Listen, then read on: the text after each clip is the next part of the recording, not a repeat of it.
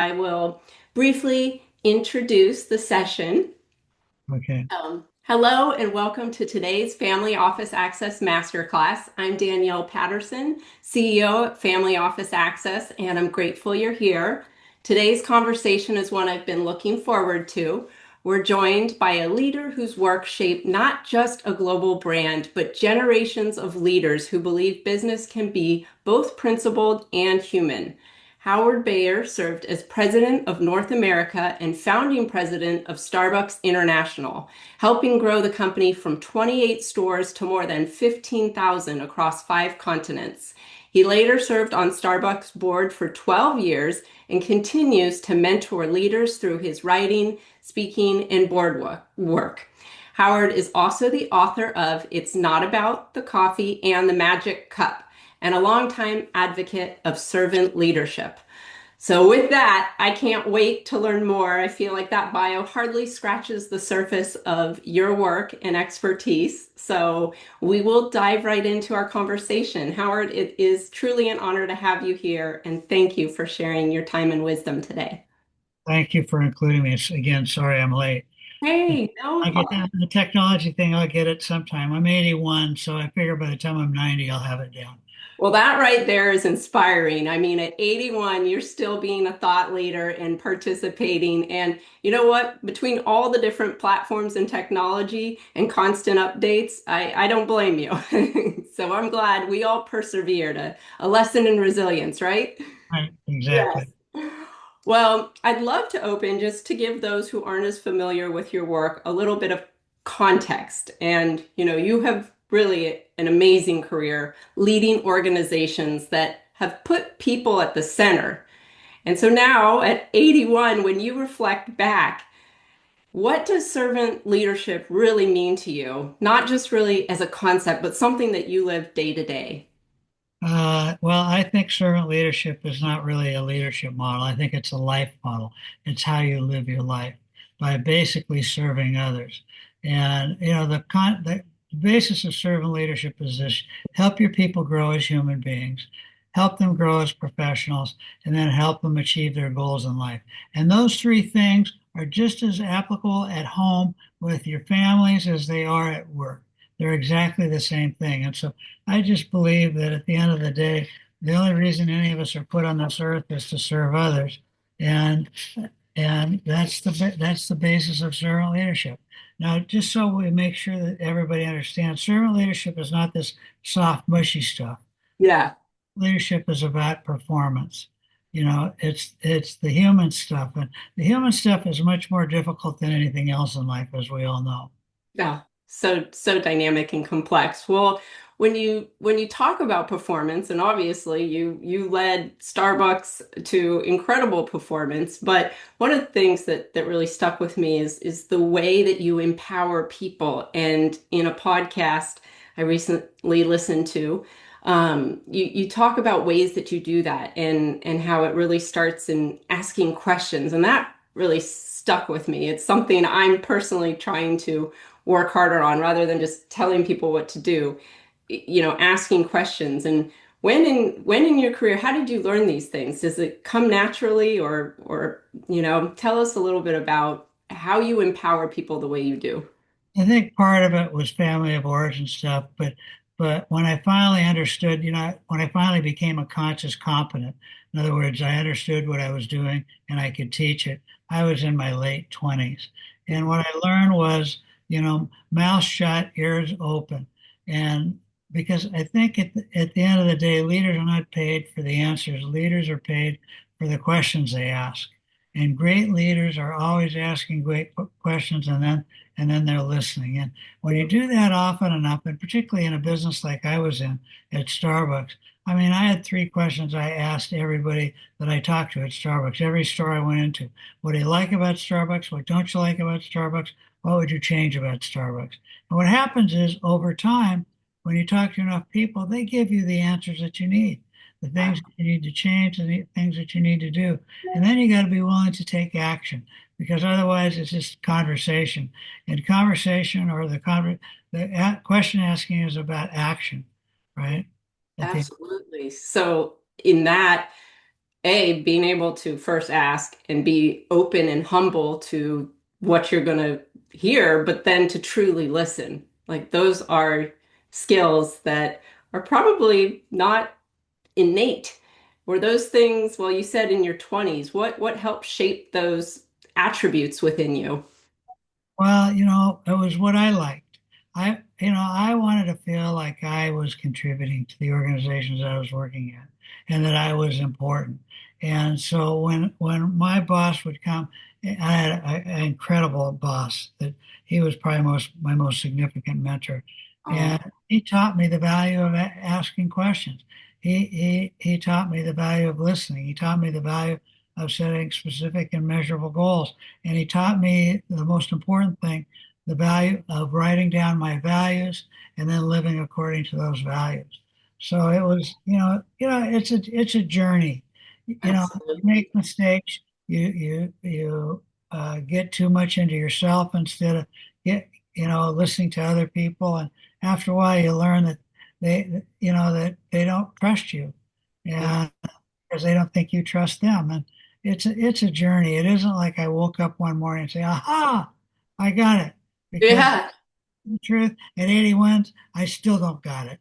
You know, We're all, yeah, students of the universe. There's always something new to learn.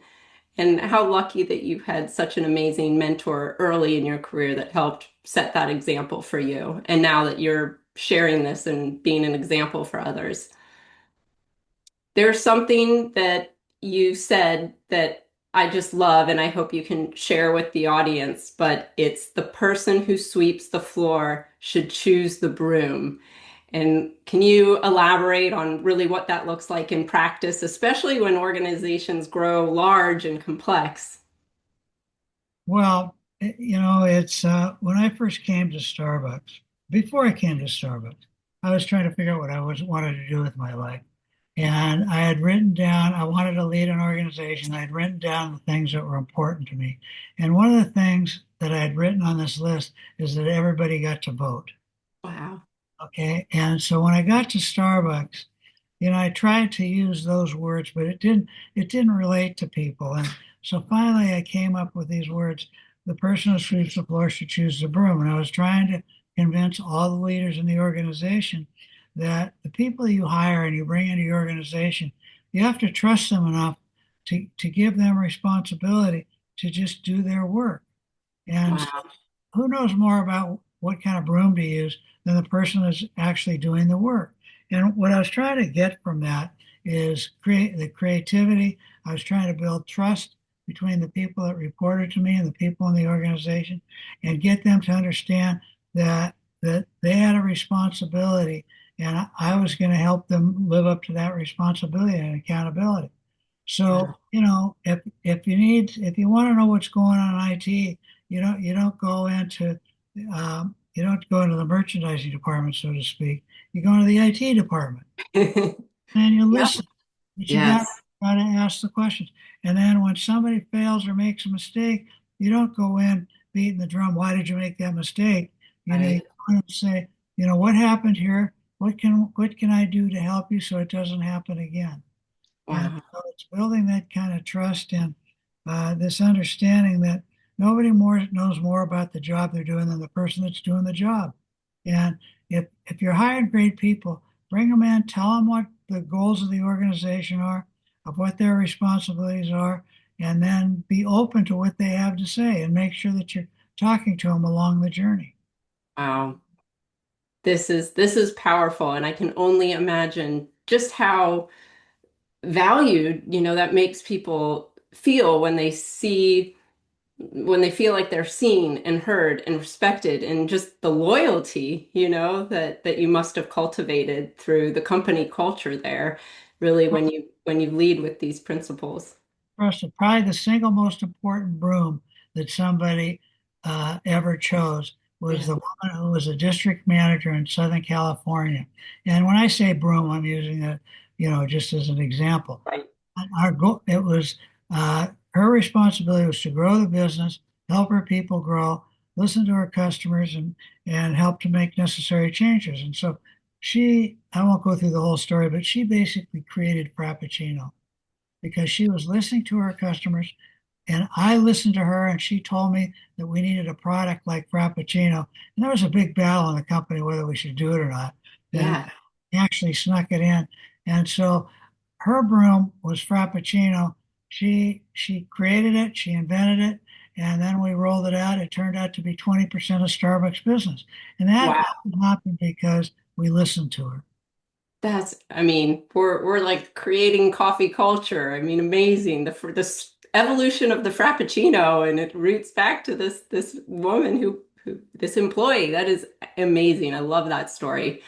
Well, I try to put myself in your shoes and imagine leading a company that grew at such an incredible pace under your leadership. And, especially as it scaled beyond the US and went global. I mean, just how did you protect the soul of the company, and were there just non-negotiables in terms of watching it scale for you? Well, it was hard to get fired at Starbucks for missing your numbers. And you could miss your numbers quite a bit, but it was Yeah. hard to get. But if you messed with the people, it was a quick way out the door. And we would do everything we could to help you be all you could be as a leader. But if you couldn't make the grade, if you couldn't get to be where you needed to be in our organization, then we needed to help you find some place that you could be productive. And, Hmm. and so that was really critical. I think that you know, what I learned is, I had never run an organization the size of Starbucks. When I came to Starbucks, I had run bigger organizations than when I came. There were only 28 stores when I came, but by the time we hit 400 stores, it was pretty good size. And I finally figured out I didn't have to talk about all the stuff. I need to keep reinforcing the values of the organization and what mattered at Starbucks. It was about the people first, the coffee second. And I came up with a little phrase that we weren't in the coffee business serving people, but we were in the people business serving coffee. And I Love think it. I'm driving that through the organization. And that's what I talked about. I didn't go and give speech. Did I talk about the numbers? Yeah, of course. But that wasn't um, my main focus. It was always talking about why people mattered at Starbucks and what that meant, how we treated each other, how Wow. we built trust, how we hired the right kind of people, how we coached them to be better, and how we help them to be servant leaders. And that's what really worked at Starbucks. Everybody wants to know, and ask, well, you must have had great training program. The truth is, we didn't, Yeah. right? It wasn't. What we had was our whole emphasis was on growing the people and building trust in the organization, and then letting those people choose their own rooms. Mm. Amazing. And I imagine I haven't read It's Not About the Coffee, but I imagine that is the foundation for that book. And you apply this principle to anything. Uh, that is amazing. And it's interesting the model you set up, and now that coffee companies and competitors are everywhere. But I try to think back when there were 28 Starbucks. What was the competitive landscape like? There were probably 20 companies in our business at that time around the country, a couple in Canada, the rest were in the US. All of them were relatively small, like we were. And we weren't the biggest at the time, but we had a view of what we wanted to be and who we wanted to be. And, people used to call, in the beginning, early days, they'd call us Charbucks because coffee was so dark roasted. But we said, this is who we are. We're not selling Pinot Noirs, we're selling Cabernets, Yes. totally different taste. Yes. So our Cabernet, and we stuck with our product the way that it was. But I think what really drove us was this recognition that it was the people that it was going to were going to make Starbucks great. And if we got that right, everything else would work out. And I think it was true. I mean, there were other things that we did. We figured out that there was something here. We raised a lot of money early. We hired Yeah. before we needed them, and we started growing fast, and it worked. It wasn't any miracle. It wasn't like we had great marketing. We didn't. We hardly spent any money on marketing. That's It incredible. was just sticking to our knitting, focusing on growing the people, and the people grew the business. Wow. Well, I'm excited to dive into the expansion into how you took things international. But before I do, there's a great relevant question before we depart from Enoch. Enoch, thank you for being here. You're just a regular attendee, and he states that modern leaders often devise solutions to problems without consulting the people directly affected. So he'd love to know from you, Howard, when do you observe ego becoming the downfall of modern leaders? I mean, it happens pretty quickly. It happens. A new leader comes into the organization, and um, they like to have effect right away. So they come in with all the things they know. Every program they've gone to, they put it all together and they put it into the organization. They say, do this instead of instead of going out to all the people and having deep conversations. What do you think? What do you know? What do you think we should do? What do you think has gone well here? What hasn't gone well? What would you change in this organization? And you do that over and over and over again until you talk to just tons of people. It's what I did when I came into the small company. Yeah. I went to the 28 stores. I went and worked in all 28 stores. Oh, And, wow. and Yeah. I learned how to make lattes, yeah, but that's not what I was there for. I wanted to hear what they had to say. And when enough of them said the same thing, then I knew that that was a direction that we probably needed to head out in. I still have my notes today from the very Oh, first meeting that I held with all the store managers and the two or three district managers. And it was difficult to get them to speak up. oh, I bet. See, most people are afraid to speak their mind because they don't want to appear as dumb or they don't want to say the wrong thing to their boss. But you've got to encourage the conversation and the dialogue. You have to encourage them to be open and you never burn them. If they say something to you in confidence, it maintains you maintain that confidence. And so it happens right away. The ego shows up right away with leaders that come in and think they already know what to do without spending the time to really find out about what their people think. Not only the people inside the company, but the people that they're serving, those human beings we call customers. It's both. You got to do both. You can't just do one. And then when you get enough information, then you say, okay, you come back to them, this is what I heard. Is this accurate? Do Yeah, you believe that this is what you've told me? Have I interpreted it correctly? And then when you that's get true. Yeah. affirmation in that, then you start to take action and you start to roll out and to do the things that the people have told you to do. I was not the most creative guy at Starbucks. I really wasn't. Howard Schultz, who was the CEO of Starbucks, I mean, he's a classic entrepreneur. He never met an idea he didn't like. But I wanted to know what the people thought first. And so Yes. I was an alchemist, Okay. right? I took these disparate ideas and brought them together and then created the formulas to roll them out into the system. And that's what I did. That's I how love, I didn't create Frappuccino. Dina, no. a woman named Dina Campion created it. And it's because I listened to her, we got it in there and it became a $4 billion business. So I think leaders come in many times the wrong way. They come in, there's pressure on them because maybe the company's got problems and they immediately want to do something. You have got to hold that instinct back. The goal isn't to do something, the goal is to find out what to do, not to do something. Wow. So powerful. I mean, I think that sometimes people just have it backwards. They think they need to perform and act a certain way because it falls on them, but that's not a collective, collaborative mindset. And to empower everyone to work together as a team, it's like you need to re-engineer. And I just absolutely love your analogy of being the alchemist. I just think that's beautiful. And it's the right mixture and combination because it takes a team. There's no way you can scale without the people to do it. You can't build 35,000 or 37,000 stores. The CEO cannot do that. No. Well, talk to us more about the dynamics between you and the CEO. And and I believe that this is tied to the story on what led you to go international, if I'm not mistaken. That was true. I'm an independent guy, and I had a view of the world, uh, and Howard and I agreed on a lot of things, but there were a lot of things we didn't agree on. And I wasn't shy. We get in these blowout arguments of things. Usually not about, it wasn't about the people stuff because we'd all signed on, although there was some of that.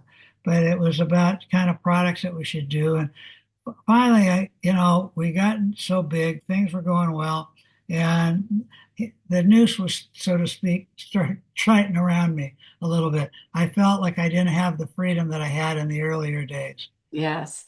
So I said, I made a pitch to take Starbucks outside of North America because I wanted my freedom again. I wanted the ability to go out and do something and listen to the people and make something happen.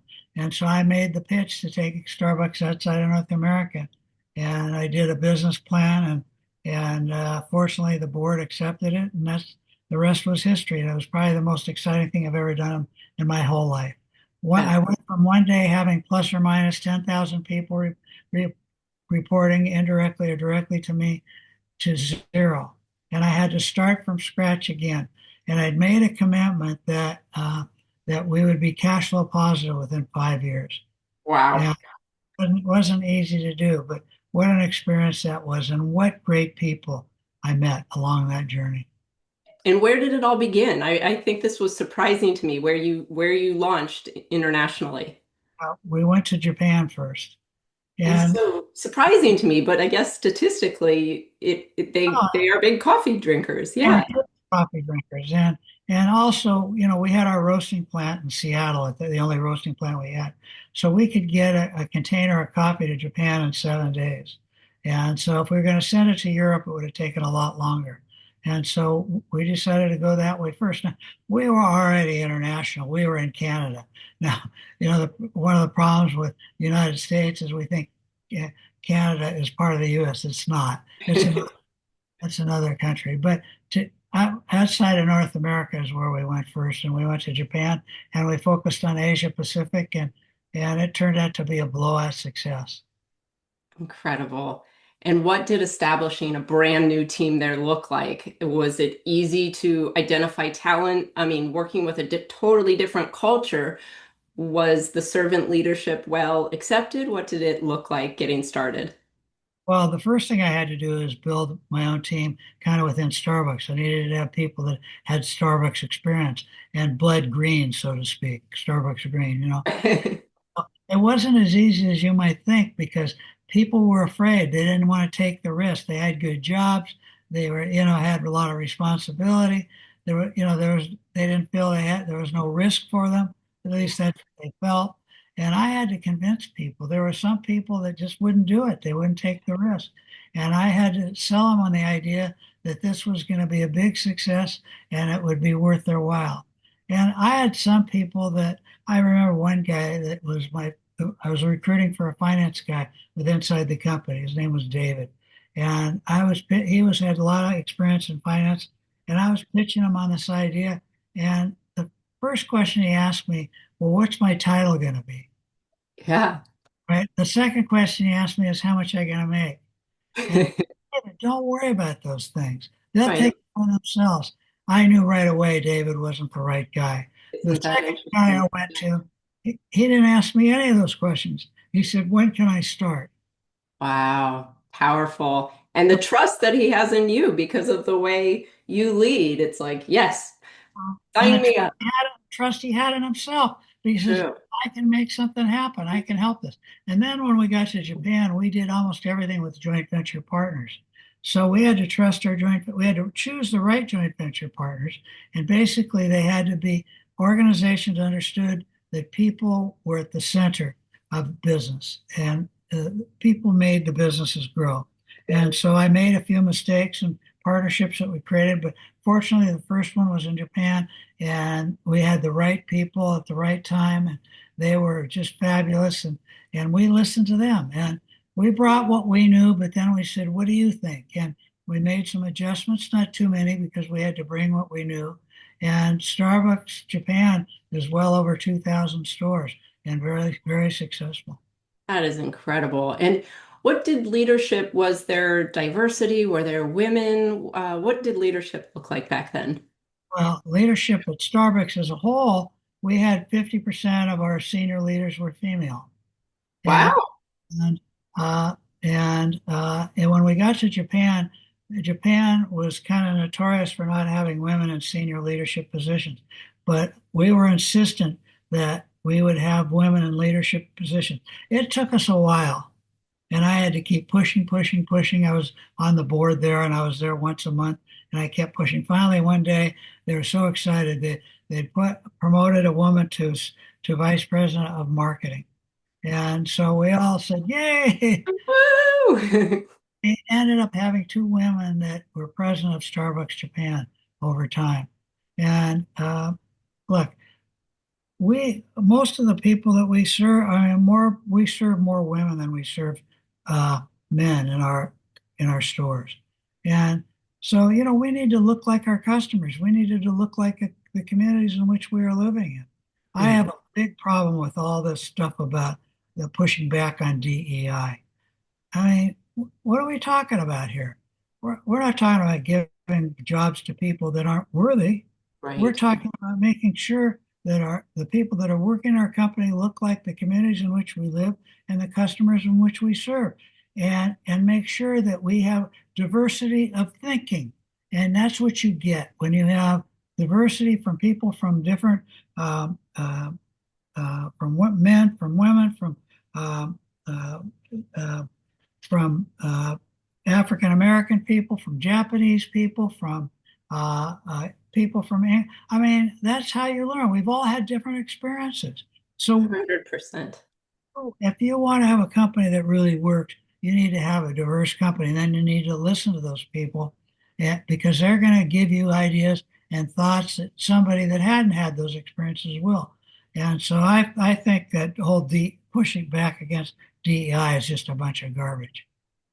We've got like amen and claps in the audience. So we are with you. And um speaking about, speaking up, we've got an audience question. Chris Putnam Walkerly, who advises and works with families, says, how do you encourage people to feel comfortable speaking up and asking questions? I have multi-generational family foundation client experiencing the same issue with younger families not feeling confident to share their perspectives. Well, you have to encourage it and you have to talk about it. So Hmm. maybe let's talk about the two examples. We've got the older folks and the younger folks. Yes. Right. Well, the older folks, they're just like many times they're just like that new CEO that comes in. They think that they know, you know, Hmm. they have the answers. And when they should be the ones asking the questions, how are you going to get new thinking if you don't allow people to speak up and if you don't encourage it? There can't be any dumb questions. And so you have to talk. I used to talk about that. Hmm. I used to encourage it. People would see me asking questions of the new people that were coming into the organization. Yes. They would see me encouraging people to talk up. And I would never criticize anybody for asking a question. And if I didn't know the answer or if I thought it was kind of off track, I would say, okay, tell me more about that, what you're thinking. I would try to go deeper in it so that I would get them to speak up more. And Mm. but you have to talk about it. So if I'm a coach coaching a family organization like that, I'm going to say to the older people, hey, if we really want to involve our young people and get their new creative ideas, then we need to have no judgment and we have to listen. And when we find that those people are not doing it, we take them aside and say, you know, I think how you address that issue isn't going to help us get to new ideas, right? And Yes. you have to hold them accountable. Yes. And that's part of the deal. That's part of being a coach or being is you have to bring up the things that some people don't want to bring up. And Yeah. sometimes consultants are afraid to do that. Yes. Not be Yeah. afraid. You Can have be to, uncomfortable, but communication in any instance is key. yeah, we used to have a family planning meeting in our family. I had two kids, and we would have about once every 6 months, we'd sit down together and we'd say, how are we doing in our family? What's going on? and we talk about it. We had family goals and we had some family values written down, and we talk about how each of us were doing. And then we would listen to our kids, and we don't want them to speak up, and so we would encourage them to speak up. Yeah, we didn't always, hear what we wanted to hear. Trust me. Yeah, Yeah. Yeah. plenty, they had plenty of conversation about what their parents weren't doing so well, but we Yes. Yeah.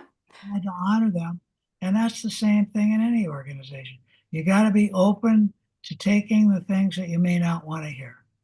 That's incredible. Such great advice. And I love the way, yeah, whether it's leading a company or leading your family office, all of it. And I think it's so complex to engage that next generation. And without open ears, yeah, it's a challenge. And having the proper governance structures in place. And I'm interested because now after leaving Starbucks, you sat on the board for 12 years, and that's in addition to many other board roles, Gap, and to name a few. You can talk to us more, but really, how do you feel about the governance and the role that the boards play?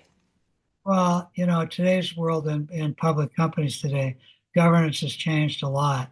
When I first started going on company boards, the government, we didn't worry so much about the governance per se. And then when we had the big downturn, all of a sudden, financial governance became everything, Mhm. and companies like Enron and stuff that got in trouble, or T-Mobile, or not T-Mobile, Tyco, or what, the companies got in trouble, and so governance became more financially oriented. But you know, governance is important as long as governance doesn't get in the way of really running the business. You don't want to create too many rules. You want to have a lot of recipes. Mhm. There's a difference between recipes and rules. And yeah, do we have some rules? Yes, we do, of course, always. But recipes allow people to talk about, if we want carrot cake, maybe you don't like that many carrots. Right. Maybe you just like a carrot cake that has a ton of icing on it. Well, if you have a rule, this is how many carrots you put in it, this is how much icing you put. But if you have a recipe, it's open to change. And so Mhm. governance also has to be open to change, except for the legal things that government Sure. requires you. But yeah, governance is important. I just don't think it's governance is the be all end all. You Yeah. can look. I think it's more important to have specific and measurable goals, Hmm. to have specific values that we live by, and maybe Yes. you would call values governance. You could, I guess. Yeah. I Yeah. think writing down what your values are, your guiding principles are, how you want to live, how you want to run this organization, right? So it's the same thing as how you want to run your life. I have my 8 core values written down. Those values drive my life. Well, it was the same thing at Starbucks.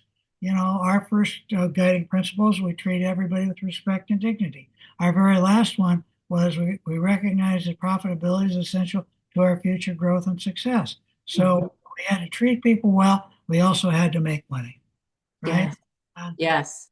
that's the most important part of governance, I guess, is making sure that you're living up to your values. We're going to be an honest company. Yes. Not going to treat people disrespectfully. You know, uh, we're going to make sure that we're listening to our people and to those people that we serve. So I don't know Mhm. if that's what you mean by governance. I know No, most absolutely. people think about governance in terms of the rule of law. And Right. Right. I think that's the least important of it.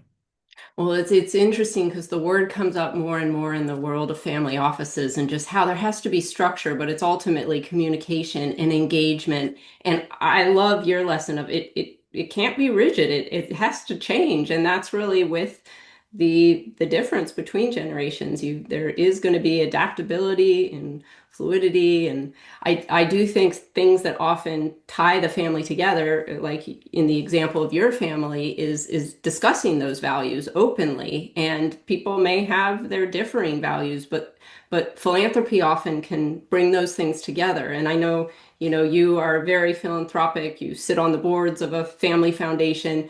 Can you talk about how philanthropy kind of intersects with values and can really help solidify, maybe from a family perspective, but also from a company perspective? Well, every organization, every family has different values, has different priorities. I think the first priority should be in a family foundation per se is serving others. That's what we're here to do. I mean, all that money we accumulate, as they say, you can't take it with you, right? And your kids aren't going to be able to take it with them either. And what we need to teach our kids, what we need to teach the people that are in the family foundation is what we're here to do and how we're here to do it. And primarily, we're here to serve. Now, some family organizations are focused around business, around maybe if a family organization has, five different businesses that they lead or manage. But still, at the end of the day, those businesses have to be focused around people. So Yeah. they all kind of have to be the same. And so I just, for me, particularly in the family foundation I'm on, which is focused around serving human beings, people that have cancer and their families, right? That's what we're focused on. And so we give our money away and focused on that. What we have learned is to stay focused. Don't think you can do everything, no matter how much money you have. Think of the Gates Foundation. They thought Oh, they were going to change education. They poured billions of dollars into education and pretty much came out with nothing. valuable. I think as they would acknowledge, primarily the reason that happened is because they thought they knew the answers. Instead of asking enough questions, they thought they knew. They hired brilliant educators that came in and knew all the answers, right? Yes. Except they didn't listen to the individual school districts or to what their problems were and Yeah. help them come up with the answers. And so I think that, when you're serving others, that it fills your soul. Yes, absolutely. And I'd love to hear more. I had shared with you when we spoke that I lost my mother to cancer, and it's just such a hard thing for the families to go through. And so I'd love to learn more about the foundation that you work with, and also how, yeah, how you approach it differently than the Gates, for example, and make it targeted and really focus on making a difference and an impact. Well, what did we do? We went and started asking questions. I love it. This is our one takeaway we can all start doing this afternoon. We went to all the major cancer hospitals. City of Hope in LA, and Boston. I forget the name of all of them, and Houston. And we went and we talked to the oncology departments and the people that work in oncology, and we talked to them about what their biggest issues were. And then we went to the American Cancer Society and we talked about what they thought the biggest issues were. And we came down to where we thought we could have the biggest input based on their thoughts that if we focus on supportive care, Hmm. because when somebody is diagnosed with cancer, the anxiety, the fear, their family's anxieties or fear, they don't know where to go, what to do. They go to a doctor and they meet all these professionals and many times, the doctors they're focused on the disease, not on the person. And Right. we're not curing diseases, right? We're supporting people in their journey with the disease. And so we decided that that's what we were going to do. We were Wow. going to focus on building a supportive care mechanisms and figure out how to drive supportive care throughout um, um, the cancer industry overall. And so that's what we're doing. And whether we will ever accomplish all of it, get it throughout the whole country, I don't know. But the feedback has been positive in what we're doing, and we're still out there asking questions. And what we realized was that we couldn't do it. The foundation what doesn't have the skill sets to do it. So we had to go out and get people that could guide us. There you go. And Yes. and then listen to them. There's Yes. the person who sweeps the floor should choose the broom, There right? you go. Yeah. Nobody knows more about what it takes to support cancer patients than social workers that work in that field because they're Wow. dealing with the Powerful. emotional. Yes. So Yes. that's what we did. And we're at the beginning of the journey. We're not even close. to really accomplishing the things that we want to do, but we're focused on it. I love that these principles play out in each chapter of your life and just are that guiding light. And it's thank you. Thank you for the work that you're doing. And I know it is making a difference. And it's so inspiring to hear. And yeah, it's encouraging to see the approach you're taking as well. And one of our audience, Kate Wilkes, is interested really, how, well, she uses the word foundation. This was before we were talking about the specific foundation, but meaning more of like your principles. Were they your own family values in the way you were brought up, or did you have mentors? And she asked specifically when you wanted to learn and grow in leadership, who or where did you turn? And I think that's very applicable to even the way you're still learning now. Well, a lot of it was probably family of origin stuff, but when you're young, you don't understand that. You don't recognize it. Your parents tell you things and you kind of nod, you go out to play, so to speak. It really wasn't till my mid 20s um, that I really started to get focused on Howard, who Mhm. I was. And it happened because I went through a period at a company that I worked with where a CEO wanted me to be somebody different than what I was. It wasn't Mm. like he was asking me to change the color of my slacks. He said to me, Howard, you always wear your heart on your sleeve, and if you want to be a great executive, you're going to have to learn to not do that. And also, you're always willing to speak your piece, speak your mind. And he said, great executives kind of hold their opinions to themselves and they come back a day or two later and say, well, here's what I think. Well, as he's telling me this, I'm thinking, why did they promote me? And Yeah.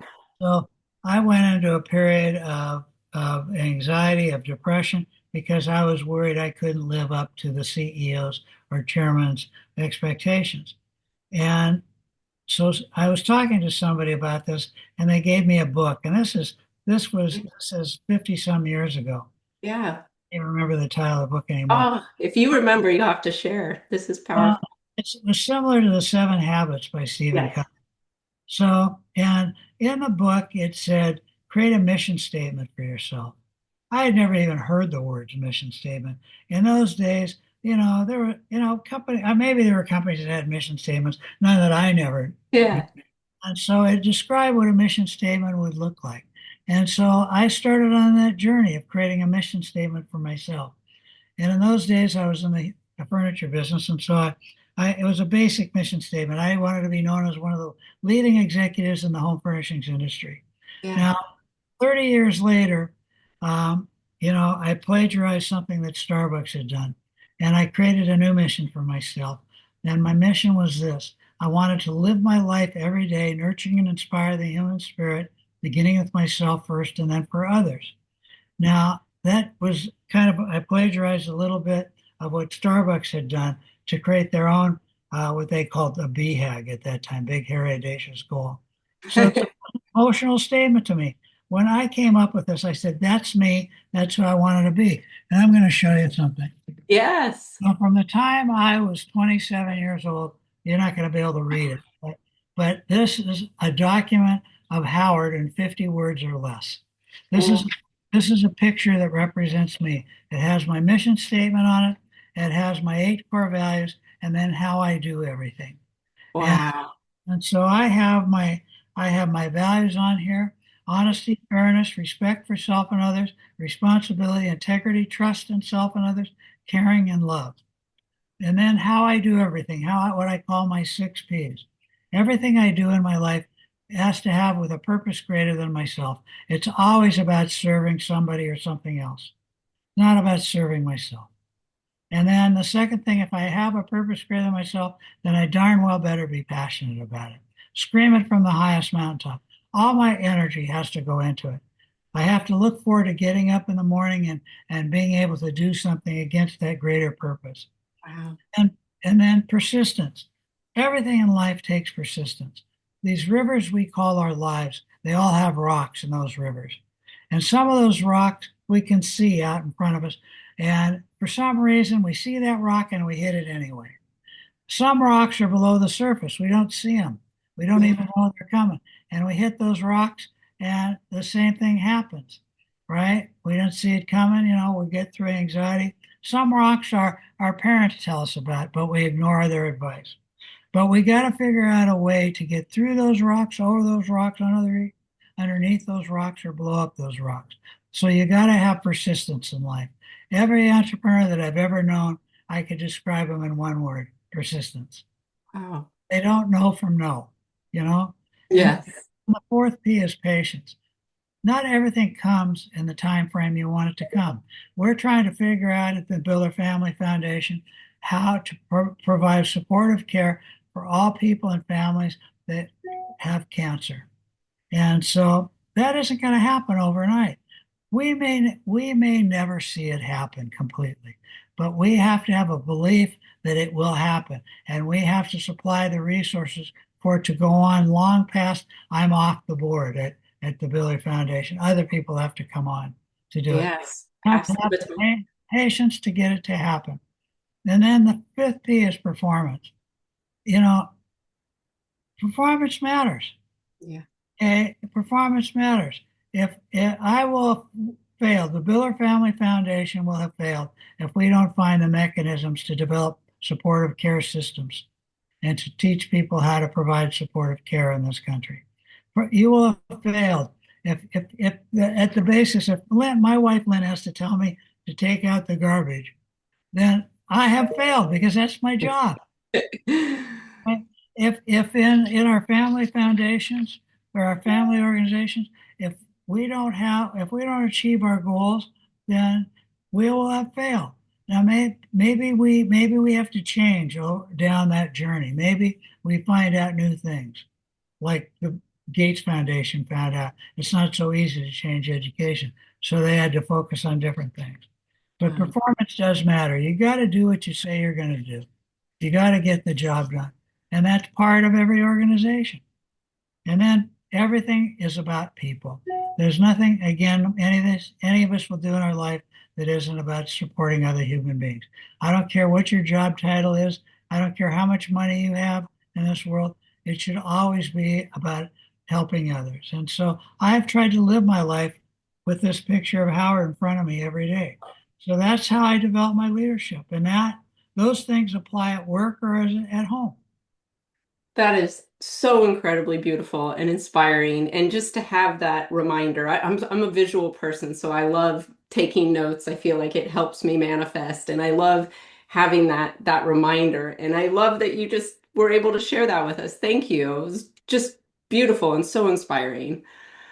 Wow. And it does make me think, I mean, thank you also for sharing the vulnerability that you went through in being a CEO and being told to change. I mean, we live in really complex worlds where sometimes we feel we have to be a certain way, but I love that you look at within and you have the principle of who Howard is, and it helps you stay strong, but stay patient and stay faithful. And it's truly beautiful. There are so many amazing questions from our audience, and I do want to be mindful if some of them have to go. So, Lameen Abdul Malik, I hope I pronounced that right, really would love to hear, what do you think Starbucks' legacy should be for the next generation? And how do you advise the current CEO? And you may not be actively involved, and how would you advise the current CEO to do it? Nothing has changed. Hmm. Drinks may have changed. We may have made mistakes, too many drinks, too much this, put too much pressure on the people, but it's still about the people. The success or failure of Starbucks will always be tied to our treating our people with respect and dignity, make sure we're listening to them and responding, and how we treat those people we call customers. That's the be all end all. There's nothing else. Now, the Hmm. stores have to be clean, the bathrooms have to be clean, we have to have good products to sell. All that stuff has to be there. But all those things you can learn from the people that are working in the stores. So focus on the people and you'll be where you need to be. And I think that Starbucks legacy has got to be that. That, Yeah. that Starbucks success uh, was built because we cared about the people. That's incredible. I have new appreciation myself for Starbucks. Next time I'm in the store, I'll have a whole new outlook. Done that. And we don't always do that. We've Yeah. made lots of mistakes. And many times we have broken trust with our people, and we had to figure out how to fix it. And it's not so easy to fix it when you break it. Okay.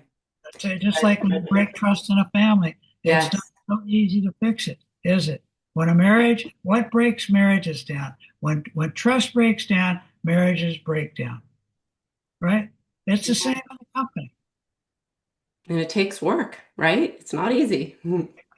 And it takes a willingness to own your mistakes. Mm. It takes a willingness to accept the fact that you didn't quite do what you had committed to do, that you didn't live up to the performance goals that you'd set, that you didn't treat others with respect, all of us have done that at one Yeah. time. But you have to own it first. And saying I'm sorry is important, but more importantly, saying I'm sorry because I did this and I understand what I did to you. And please forgive me. And please, if you hear me doing something like that again, please stop me. Wow. Yeah. It's like truly being sorry and goes back to that humility, which an anonymous attendee asks, how do you spot dynamics among leaders? Being servant leader is being last and least exhibit humble leader? Well, I mean, you know it when you see it. You know, when somebody walks in a room, and well, here's how I used to do it. When I was interviewing senior leaders for to bring into survey, I'd always take them on a store tour. Mm-hmm. I'd Mm-hmm. go so they could see what we are doing, and we'd always have time to talk.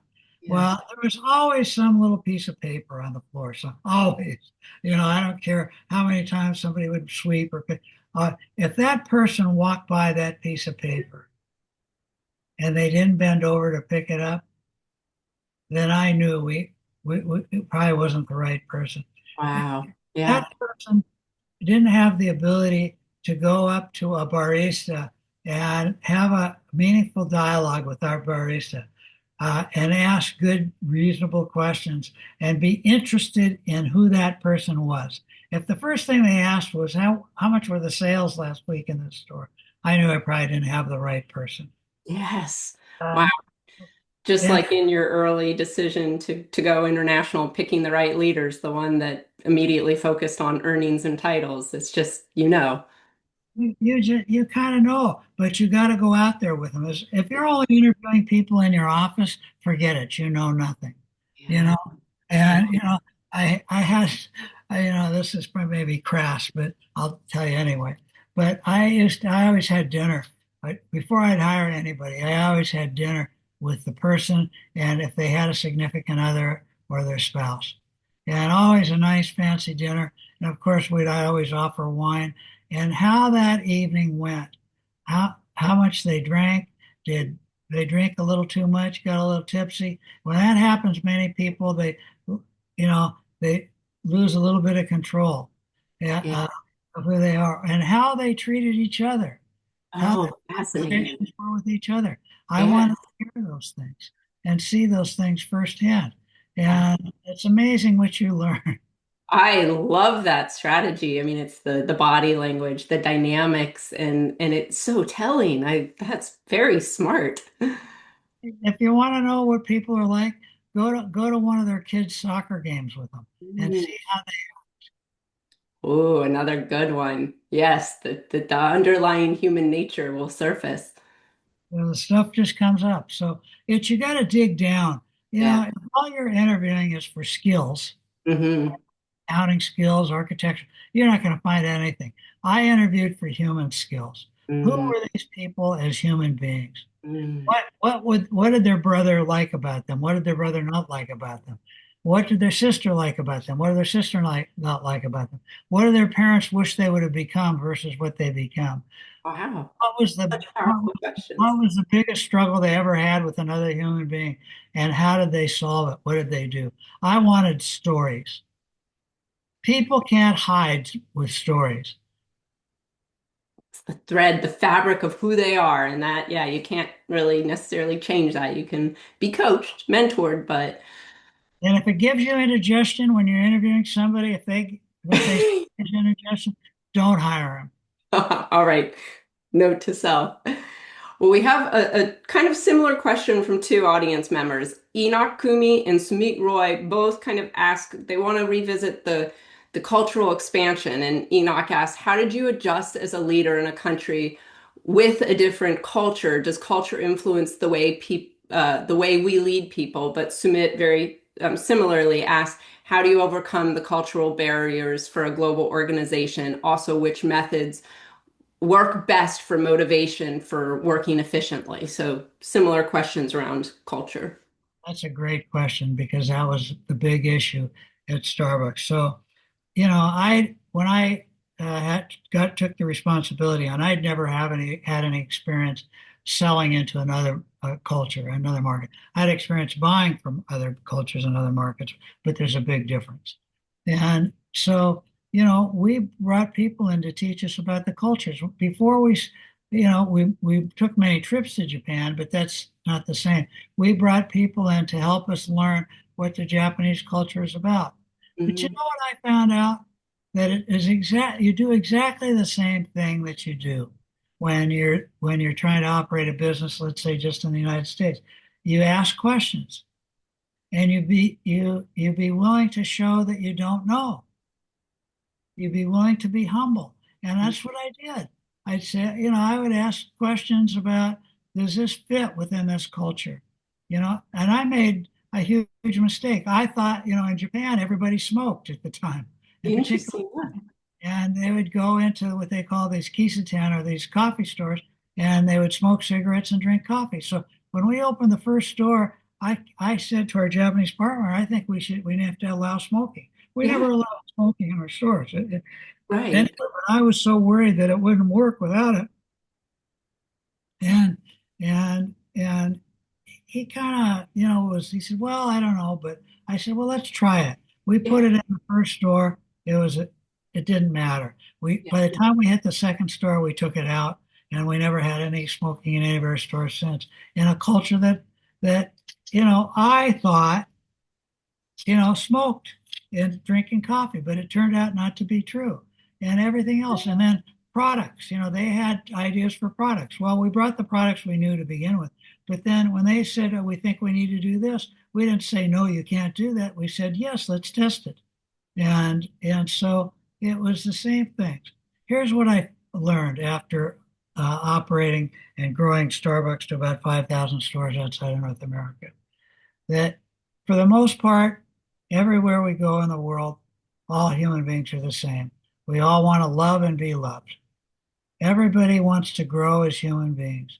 Everybody wants to be treated with respect and dignity.